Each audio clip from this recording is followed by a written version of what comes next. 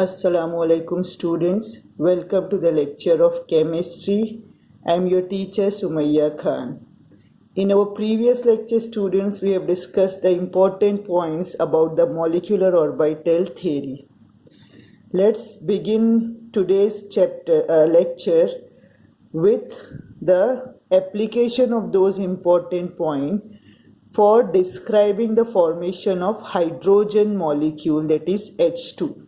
Okay, so let's see molecular orbital description of H2 molecule. Let's apply those knowledge for finding out the nature of bonding in hydrogen molecule. Hydrogen molecule is made up of two hydrogen atoms.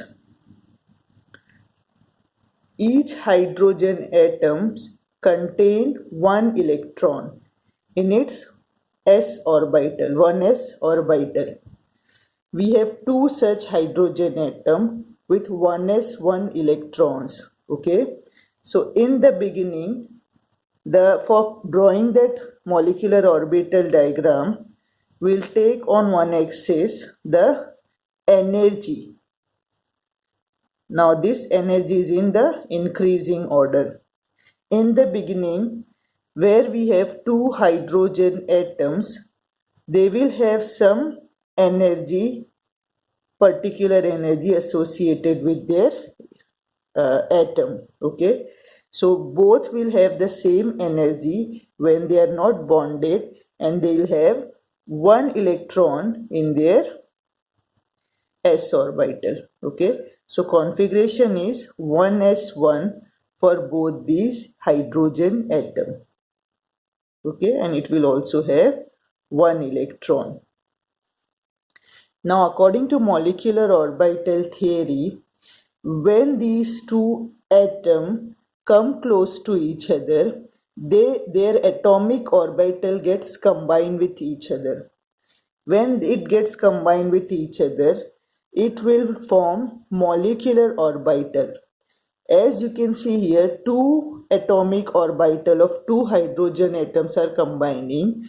Therefore, we'll get two molecular orbitals. Okay, whatever number of atomic orbitals are combining, same number of molecular orbital will form. Okay, now here we can see that 1s orbital of one hydrogen is going to combine with 1s orbital of the other hydrogen atom.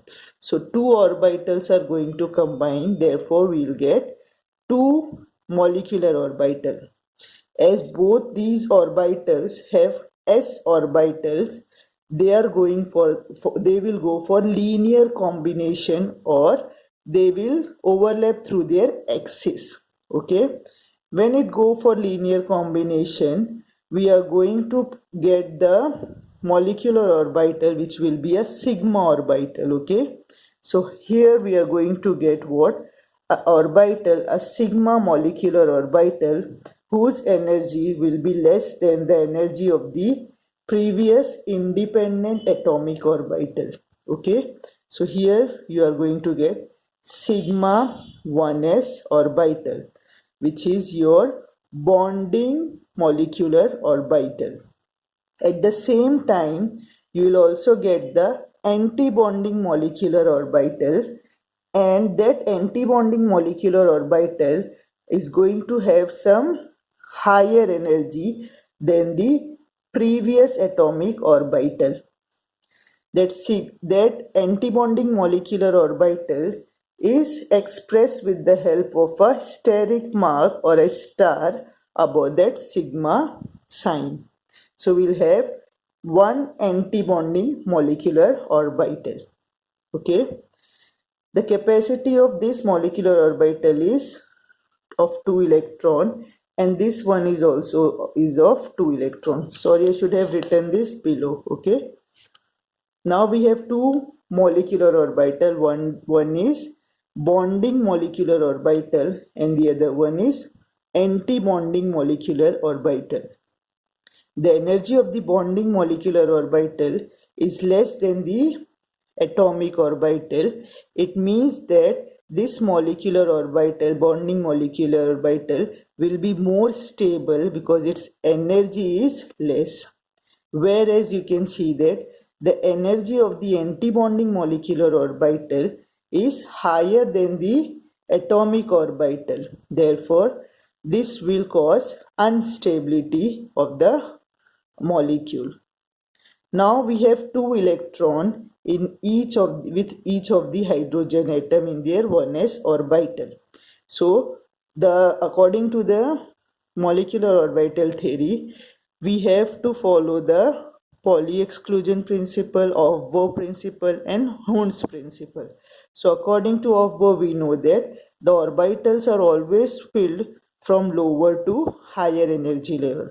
So we can observe here that bonding molecular orbital have less energy. So one electron from this hydrogen will come here, and one electron from the other hydrogen will again come into the same molecular orbital. Now here you can see that I have made the two arrows with opposite direction, that represents that the two electrons are having opposite spin according to the Pauli's principle. Whenever we are keeping the two electrons in an orbital, they should have opposite spin, otherwise they cannot be in the same orbital. Okay, so here Pauli's principle is followed, Aufbau principle is also followed. Now we don't have any more electron left with us, therefore the antibonding molecular orbital will remain empty. Okay, so if we want to write the electronic configuration according to molecular orbital theory, how we are going to write it for hydrogen molecule? So we will write that for H2 molecule, the electronic configuration is sigma 1s square, which indicates that it has 2 electron in its sigma 1s energy level. Okay, what other information we are going to get from here? We can also find out the bond order. The formula for bond order is number of electrons in bonding molecular orbital minus number of electrons in anti-bonding molecular orbital divided by 2. Now in the diagram we can see we have 2 electrons in bonding molecular orbital and we have 0 electron in non-bonding anti-bonding molecular orbital. Divided by 0, you will get 2 by 2, that is 1. The bond order we found here is 1, which expresses that there is one covalent bond that exists between the two hydrogen atoms in H2 molecule, which is also found to be true. So by drawing the molecular orbital diagram for hydrogen molecule, we can conclude that as from the diagram we can see that the bond order is found to be 1, therefore it has one covalent bond between two hydrogen atom, and such molecule will exist. What other idea we get from this diagram is that we can see that there are no unpaired electron present in the orbital. We have two electrons which are paired up in one molecular orbital. So since there is no unpaired electron means what is the magnetic property of this compound? No unpaired electron means the magnetic character of this molecule is diamagnetic. Okay, we know that if there are unpaired electron, the molecule will exhibit paramagnetic character, and if there is no unpaired electron or the electrons are paired, therefore it would be a diamagnetic molecule. What is the meaning of diamagnetic and paramagnetic? Diamagnetic means such molecule which get repelled in the magnetic field, whereas paramagnetic molecule get attracted into the magnetic field. So bond order is one of the important characteristic of molecular orbital theory. What does bond order express? It expresses what? Whether a covalent bond will be formed between the two atoms or not, what would be the stability of that molecule. Okay, so bond order determines the number of bond between the atoms, as well as is also express the stability of a molecule. Okay, so here one more thing you should remember, that as you can see that the molecular orbital, anti-bonding molecular orbital have higher energy. Therefore, if we have more number of electron in that anti-bonding molecular orbital, the compound or the molecule will get more energy, which means that it would become less stable. Whereas we can see that the bonding molecular orbital have lower energy. So if more number of electrons are present in bonding molecular orbital, it will contribute to the stability of the molecule, and the molecule will become more stable with lesser energy. So we can say that from the bond order knowledge, we can say that if number of electrons in bonding molecular orbital is greater than the number of electrons in anti-bonding molecular orbital, the molecule will be a stable molecule. Okay, and we can also say this thing vice versa. We can say that if number of electron in bonding molecular orbital, which is denoted by Nb, is less than the number of electrons in anti-bonding molecular orbital, the compound would be, or the molecule would be unstable. In the same way, if number of bonding and anti-bonding electrons are same, the molecule will also again be unstable. Okay. There are many more examples of molecular orbital description for different molecules are given in the text, but these are omitted for now.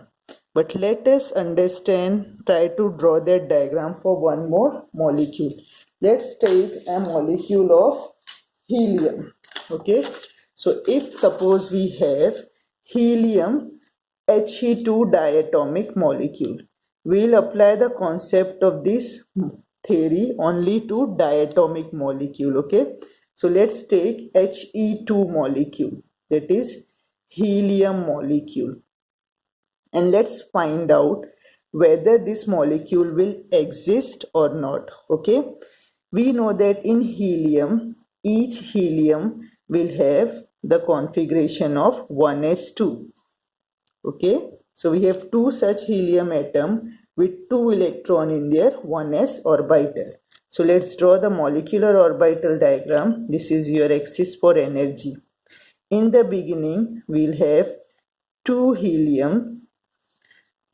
When they are not bonded with each other and they are alone with their pair of electron in their 1s orbital. This is the 1s orbital of helium, and this is also a 1s orbital of this helium. Okay, when the atomic orbital, these two 1s atomic orbital overlap with each other, they are going to form two molecular orbital like it has formed in this thing. Remember, don't get confused with the number of electrons. Here the number of electrons in 1s orbital are 2, but the number of orbital is still 1. So one orbital of this helium and one orbital of this helium will combine and will form two molecular orbital, out of which one will be a bonding molecular orbital sigma 1s and another will be anti-bonding molecular orbital sigma star 1s. The magnitude of decrease and increase in energy of these bonding and anti-bonding molecular orbital is same. It means whatever amount of energy is decreased for bonding molecular orbital, same amount of energy will be increased for anti-bonding molecular orbital. Okay, so while drawing, you make sure that you make the same distance for both. Okay, now here we know that one orbital will be there for bonding molecular orbital 1s and one for the anti-bonding. Now we have how many electrons here? 4. So one will come here, again one more will come here with opposite spin, and one will here and one will here. So both these orbital will get 2 electron in their anti-bonding and bonding orbitals. Okay, so how we are going to write the electronic configuration? The electronic configuration would be sigma 1s square sigma star 1s square. This is the electronic configuration according to molecular orbital theory of helium diatomic molecule. Now let's find out the bond order. We know the formula of bond order is Nb minus Na divided by 2. That is number of electrons in bonding minus number of electron in anti-bonding orbital. We can see here we have 2 electrons in bonding molecular orbital and 2 in anti-bonding molecular orbital upon 2. 2 minus 2 upon 2 is answer is 0. So a bond order is coming here is 0. If bond order is coming 0, it means no covalent bond is getting formed between the two helium atoms, and He2 molecule does not exist. According to the molecular orbital theory, we found that He2 molecule should not exist, and which is also found to be true. We know that helium diatomic molecule does not exist. Okay, and what would be the nature of magnetic nature of this molecule if it would have existed? We can see all the electrons are pair. It means it is diamagnetic in nature. But as the bond order indicates, this molecule does not exist, therefore will not write the magnetic character here. I hope you all have understood how to apply the molecular orbital theory to the diatomic molecule for predicting whether this molecule will exist, and if it exists, how many covalent bond will be there between the two atoms. Okay.